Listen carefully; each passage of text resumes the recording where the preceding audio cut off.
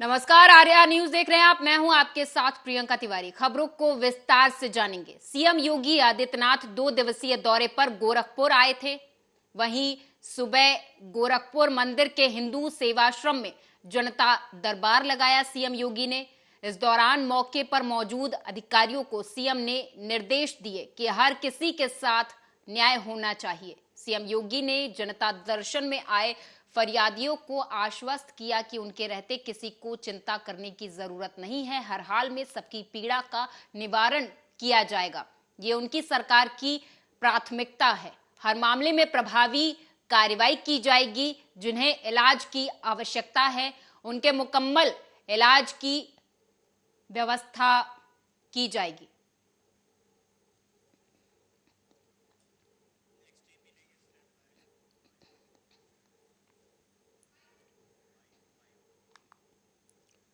UP में मैनपुरी उपचुनाव के लिए प्रचार अभियान आज पूरे शबाब पर है। वहीं सीएम योगी आज मैनपुरी उपचुनाव के लिए प्रचार कर रहे हैं। इस दौरान सीएम करहल विधानसभा में एक जनसभा को संबोधित भी करेंगे।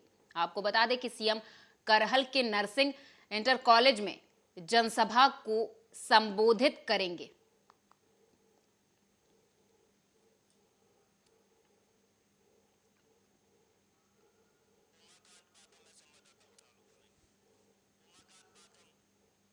और इस खबर पर हमारे साथ उमाकांत बाथम अधिक जानकारी के साथ जुड़ चुके हैं। उमाकांत, आज सीएम योगी प्रचार के लिए तैयार हैं। जी, बताना चाहूंगा, अभी मुख्यमंत्री जी का कार्यक्रम 2 बजे का है, जो 2 बजे जनसभा को संबोधित करेंगे। भीड़ यहाँ है, प्रशासन की व्यवस्था चाक चौबंद है। उमाकांत, 2 बज चुके हैं, अब कितनी देर और? बस कुछ ही क्षणों में आने को है। उनका समय जो दिया है प्रोटोकॉल के हिसाब से 2 बजे की जनसभा का टाइम दिया था, जिसको लेके पूरा स्क्वाड वगैरह पूरी आ चुकी है और कुछ ही क्षणों में मुख्यमंत्री जी का आने का प्रोग्राम है। उमाकांत, आपसे जानना चाहेंगे कि इस समय सीएम योगी की जनसभा होने जा रही है और कितने कार्यक्रमों में सीएम योगी हिस्सा लेंगे? क्या कुछ अपडेट है इस जनसभा को लेकर?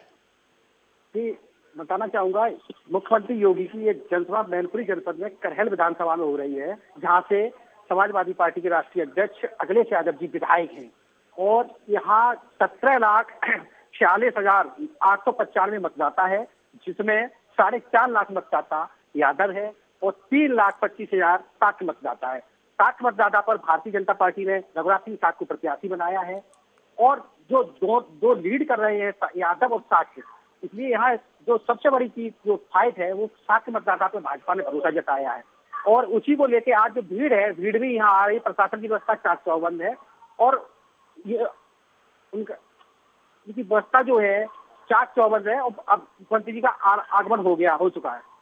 सीएम योगी पहुंच चुके हैं करहल। उमाकांत, आपसे जानना चाहेंगे कि एक तरफ जहां सपा की प्रत्याशी डिंपल यादव हैं, वहीं दूसरी तरफ बीजेपी के प्रत्याशी राम रघुराज सिंह शाक्य है। क्या लगता है कितनी जबरदस्त टक्कर मैनपुरी में देखने को मिल सकती है? देखिए, बताना चाहूंगा कि ये एक विरासत की लड़ाई है। समाजवादी पार्टी का 1996 से यहाँ कब्जा रहा है और भारतीय जनता पार्टी कई बार यहाँ से 7 प्रत्याशी उतार चुकी है। पिछले 2 बार चुनावों में प्रेम सिंह साक्य को यहाँ उम्मीदवार बनाया था। इस बार भी भारतीय जनता पार्टी ने साक्य कार्ड खेला है। जो विकास को लेकर नेताजी की जो पहचान थी मुलायम सिंह की, वो विकास को लेकर थी और यहाँ मैनपुरी में जो विकास किया है उनके द्वारा कराया गया था। मुख्यमंत्री जी आज आ रहे हैं, उन्होंने भी अपना जो विकास कराया है, जैसे गरीबों के लिए राशन की व्यवस्था की है, कई योजनाएं हैं जिसको लेकर उन्होंने अपना प्रत्याशी रघुराज सिंह साक्य उतारा है। अब 8-5 तारीख को जो मतदान होगा, जनता किनका रुझान करती है ये देखने वाली बात होगी। सबसे बड़ी चीज यहाँ है कि जो जनता है वो आज भीड़ में तो देखते बन रही है, लेकिन 5 तारीख में जनता का क्या मत रहता है, क्योंकि यहाँ विकास के मुद्दे, जनता विकास चाह रही है।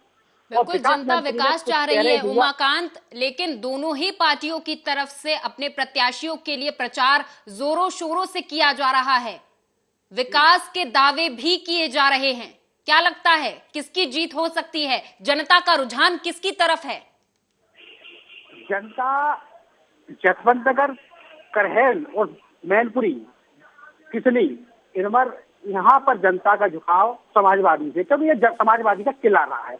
लेकिन योगी जी की जो कल्याणकारी योजना है, जिसके कारण पर मैनपुरी और भोगांव विधानसभा पे भारतीय जनता पार्टी से विधायक हुआ है, तो वहां पर भारतीय जनता पार्टी अपना झंडा गाड़ चुकी है और लोकसभा में भी इस बार वो अपनी पूरी तैयारी है कि कमल खिलेगा। अब देखने वाली बात यह हो सकती है कि क्या जनता किस तरह से, क्योंकि ये चुनाव एक नेताजी के निधन होने से संवेदनाओं से भरा हुआ है, तो यहाँ के लोगों का ये भी रुझान है कि हम अपने नेता को श्रद्धांजलि समाजवादी पार्टी के प्रत्याशी को करके दें। क्योंकि रघुराज शांत भी कह रहे हैं कि हम भी नेताजी के शिष्य रहे हैं, क्योंकि ये रघुराज शांत पहले 2 बार सांसद रहे जो समाजवादी पार्टी से बने हैं, 1 बार विधायक भी रह चुके हैं, तो वो भी कह रहे हैं कि हमारा हमको भी जनता वोट करेगी। लेकिन देखने वाली बात होगी कि 5 तारीख को जनता किधर जाती है। तो विकास के मुद्दे पर जनता जा रही है और जो विकास यहाँ है वो विकास समाजवादी पार्टी की वजह से हुआ है। अब जनता का झुकाव क्या होता है तो देखने वाला है। धन्यवाद उमाकांत, इस तमाम जानकारी के लिए। आप हमारे साथ जुड़े तो तस्वीरों के माध्यम से आपको दिखाने का प्रयास किया जा रहा है। हम आपको तस्वीरों के माध्यम से दिखा रहे हैं। सीएम योगी पहुंच चुके हैं मैनपुरी। थोड़ी देर में प्रचार अभियान शुरू किया जाएगा। सीएम योगी बीजेपी के प्रत्याशी रघुराज सिंह शाक्य के लिए यहां पर प्रचार करेंगे। आपको बताते चले कि मैनपुरी में सपा की तरफ से डिंपल यादव को प्रत्याशी बनाया गया है, वहीं दूसरी तरफ बीजेपी की तरफ से प्रत्याशी रघुराज सिंह शाक्य हैं, जिनके लिए आज सीएम योगी मैनपुरी पहुंचे हुए हैं। सीएम योगी पहुंच चुके हैं। प्रचार अभी थोड़ी देर में शुरू किया जाएगा। प्रचार के लिए सीएम योगी मैनपुरी पहुंचे हुए हैं, जनसभा को संबोधित करेंगे। दोनों ही पार्टियों की तरफ से दावे किए जा रहे हैं कि विकास किया जाएगा। अब देखने वाली बात होगी कि जब 5 दिसंबर को वोट पड़ेंगे तो जनता का रुझान आखिर किस पार्टी की तरफ से ज्यादा रहता है। करहल में आज माननीय मुख्यमंत्री जी की जनसभा है। इस अवसर पर हेलीपैड पे कार्यक्रम स्थल पे पर्याप्त संख्या में पुलिस बल लगाए गए हैं। सादे कपड़ों में भी ड्यूटी लगाई गई है और शांतिपूर्ण ढंग से ये सभा संपन्न हो, इसके लिए सभी आवश्यक प्रबंध किए गए हैं। पार्किंग का प्रबंध किया गया है, जिससे कि आने जाने वाले लोगों की गाड़ियां खड़ी करने में कोई परेशानी न हो और आवागमन भी सुचारू रूप से चलता रहे। इसके लिए ट्रैफिक के भी कर्मी यहाँ लगाए गए हैं, जिससे कि संपूर्ण कार्यक्रम निर्विघ्न रूप से शांतिपूर्ण से संपन्न हो सके। क्या सर, जिस तरह से यह मेन रोड पर जो ना दुकानें बनी हुई हैं, उनके लिए क्या आदेश हुआ है? जो रास्ते में जो लोग हैं, मार्ग को बिल्कुल खाली।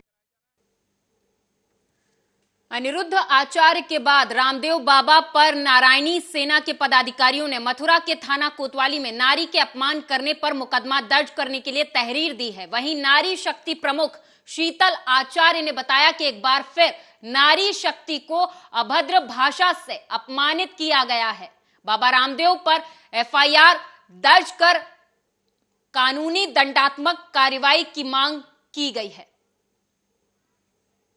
आप साड़ी पहन के भी अच्छी लगती हैं, आप सलवार सूट में भी अमृता जी की तरह अच्छी लगती हैं और मेरी तरह से कोई ना भी पहने तो भी अच्छे लगते। साड़ियां अपने झोले में पैक करके लेके आई थी, वो इस सुबह योग किया, उसके बाद इंडिया टीवी का कार्यक्रम शुरू हो गया, उसके बाद अब दोपहर वाला शुरू हो गया, अब घर जाके पहन लेना, कोई बात नहीं। आप लखनऊ में बढ़ते सड़क दुर्घटनाओं के मद्देनजर ट्रैफिक इंस्पेक्टर राधेश्याम और लॉयंस क्लब इंटरनेशनल ने सराहनीय कदम उठाया। डीसीपी ट्रैफिक रईस अख्तर के द्वारा लगातार यातायात के प्रति लोगों को जागरूक किया जा रहा है। क्लब की तरफ से जी यातायात पुलिस के सहयोग से ये सब सलामत के तहत यातायात माह के निर्देशन में, हमारे डीसीपी ट्रैफिक सर के निर्देशन में ये सब चलाया जा रहा है, ताकि लोग अवेयर हो सकें और एक्सीडेंट से जो डेथ बढ़ती हैं उसको रोका जा सके, दुर्घटनाओं को बहुत कम किया जा सके। इसमें हम लोगों ने लायंस क्लब के साथ मिलकर ये टाई अप करके ये चिन्हित किया है कि जो लोग ढंग के लोग थे, मतलब लगता था कि उनके पास पैसा है। जो लायंस क्लब के द्वारा हेलमेट वितरण का कार्यक्रम तथा सड़क सुरक्षा के प्रति लोगों को जागरूक करने का यह कार्यक्रम जो रखा गया था, उसमें उनका पूरा सहयोग रहा और हमारे जितने भी संस्था के सदस्य थे उन्होंने भी बढ़ चढ़ के लोगों को सड़क के प्रति जागरूक किया और यहाँ पे उन लोगों को हेलमेट भी यहाँ पर एकत्रित हुए हैं। हमारी संस्था का नाम लायंस क्लब लखनऊ था, उसके तहत हम लोग कंज्यूमर गिल्ड के सहयोग से और लोकल प्रशासन जो ट्रैफिक 1090 पे है उसके सहयोग से सड़क सुरक्षा माह जो चल रहा है, आए दिन जो घटनाएं घटती हैं उनको अगर पे ध्यान रखते हुए हम लोगों ने यहाँ पर हेलमेट डिस्ट्रीब्यूट कराया लोगों को। सड़क मथुरा में स्वैट टीम और साइबर टीम को बड़ी सफलता हासिल हुई है। दरअसल सेक्सटॉर्शन ओलेक्स बैंक अधिकारी बनकर लोगों को उकसाकर अपने फर्जी बैंक खातों में पैसे डलवाने वाले गैंग के 4 सदस्यों को पुलिस ने गिरफ्तार कर लिया है, जिसका खुलासा पुलिस ने कर दिया है।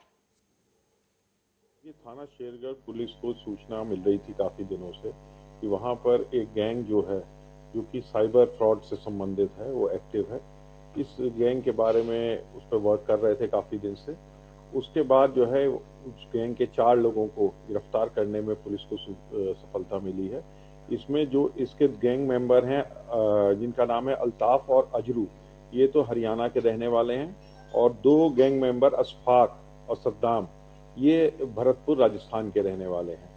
ये यहाँ आ करके लोगों को साइबर फ्रॉड की ट्रेनिंग देते थे और इसके अलावा उनको फर्जी सिम जो अन्य प्रदेशों से खरीद। यूपी के हमीरपुर में खनन माफियाओं के हौसले लगातार बुलंद हैं। बता दें आपको कि असलहों के दम पर अवैध खनन किया जा रहा है। आपको बता दें कि दबंग बंदूकधारी खनन माफियाओं का वीडियो लगातार वायरल हो रहा है। तो हमीरपुर से एक खबर है जहां आपको बता दें कि खनन माफियाओं के हौसले लगातार बुलंद हैं। खनन माफिया बंदूक की नोक पर काम करवा लेते हैं और यहां पर पुलिस प्रशासन मूक दर्शक बना बैठा रहता है। खनन माफियाओं के लगातार वीडियो भी वायरल होते हैं, लेकिन फिर भी पुलिस की तरफ से कोई बड़ी कार्रवाई खनन माफियाओं के खिलाफ नहीं की जाती है। तस्वीरों के माध्यम से आपको दिखाने की कोशिश कर रहे हैं कि किस तरीके से खनन माफिया लगातार अपने अवैध खनन को बढ़ावा दे रहे हैं। ट्रकों में भरकर अवैध तरीके से बालू या मिट्टी ढोई जा रही है और पुलिस प्रशासन कुछ भी कर पाने में असमर्थ है।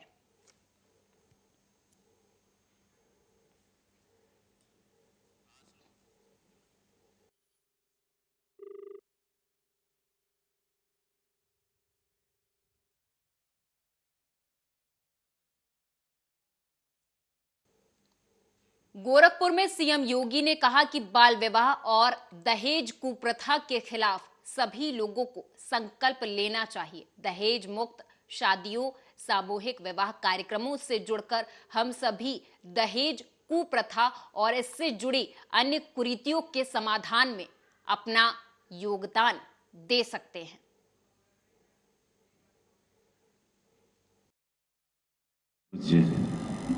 गोरक्षपीठाधीश्वर पूज्य महाराज जी, आपके चरणों में महाराज जी वंदन अभिनंदन। जितना कहब उतना कम बा। महाराज जी, हमनी सब गरीबी से आए लई तो हमनी के मालूम बा कि ना पैसा रहे बिया करे खातिर। हमार बिया तो मत पूछा, 4 लोग रहना हमरे बियाह में। आज देखे थे यार हजारों लोग, और पूज्य महाराज जी स्वयं बाड़न। ना हमरे बाबू के लगे पैसा रहल, ना हमरे ससुराल वाला लोगन के। तो महाराज जी, वो एक अलग कहानी बा।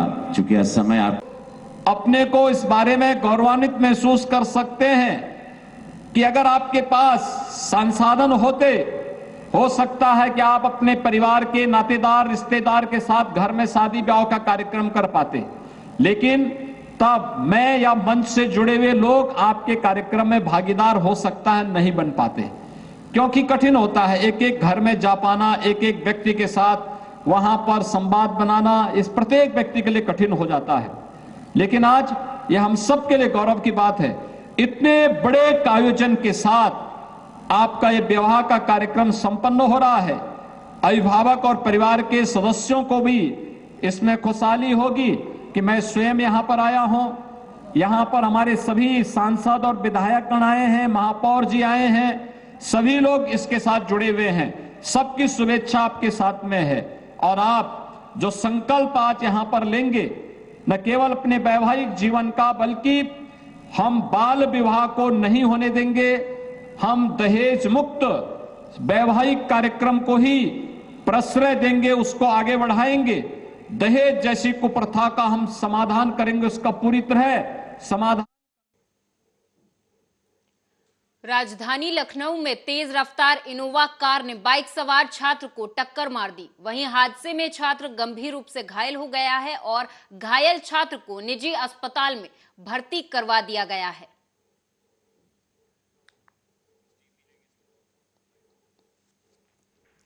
यूपी के रायबरेली में भीषण सड़क हादसा हो गया। बता दें आपको कि 2 ट्रकों की आमने सामने भिड़ंत में 3 लोगों की मौत हो गई है। यहां टक्कर लगने से एक ट्रक के ड्राइवर और दूसरे ट्रक पर सवार 2 लोगों की मौके पर ही मौत हो गई है।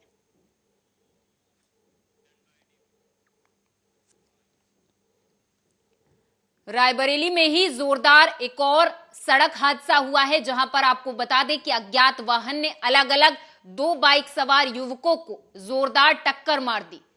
वहीं एक बाइक सवार की मौके पर ही मौत हो गई है, दूसरे की हालत गंभीर बताई जा रही है। मौके पर पहुंची पुलिस ने हालांकि शव को कब्जे में लेकर पोस्टमार्टम के लिए भेज दिया है और अज्ञात वाहन की तलाश शुरू कर दी है।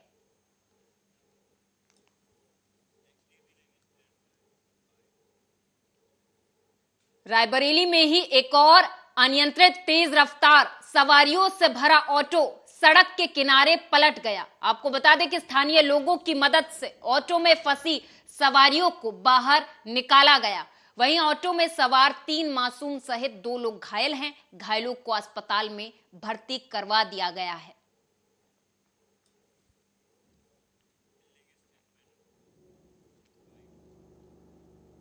गन्ना विभाग ने पीलीभीत के गन्ना उत्पादकों को खेतों में सूखे गन्ने के पत्तों को जलाने से रोकने के लिए डीकंपोजर पदार्थों का वितरण शुरू कर दिया है। बता दें आपको कि यूपी काउंसिल ऑफ गन्ना रिसर्च और कृषि विज्ञान केंद्र के वैज्ञानिक भी किसानों के साथ फसल अवशेषों को सड़ाने की वैज्ञानिक पद्धति साझा कर चुके हैं।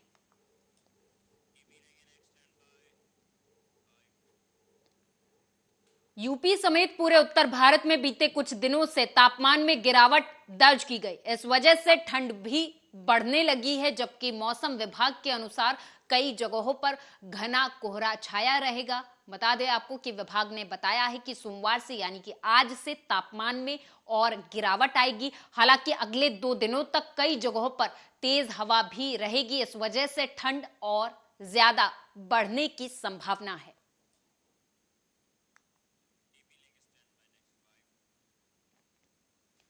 नई दिल्ली में मौसम परिस्थितियों का असर वायु गुणवत्ता पर पड़ रहा।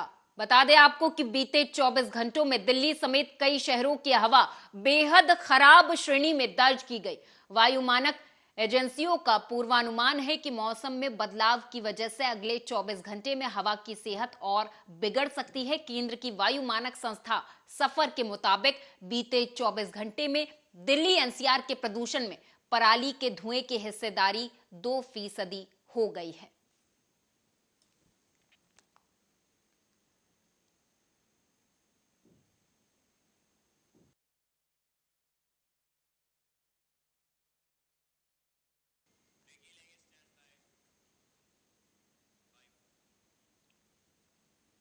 और इस बीच लखनऊ से बड़ी खबर, बीबीडी थाना के अंतर्गत अयोध्या रोड पर बहराइच बस में भीषण आग लग गई है। बीबीडी पुलिस की सक्रियता से बड़ा हादसा टल गया है। बस में भीषण आग लग गई। तस्वीरों के माध्यम से आपको दिखा रहे हैं, बस में भीषण आग लग गई। अयोध्या रोड पर बड़ा हादसा होने से टल गया है। फायर ब्रिगेड टीम और बीबीडी पुलिस ने मौके पर पहुंचकर सभी लोगों को सुरक्षित बाहर निकाल लिया। दमकल कर्मियों ने आग पर काबू पा लिया है।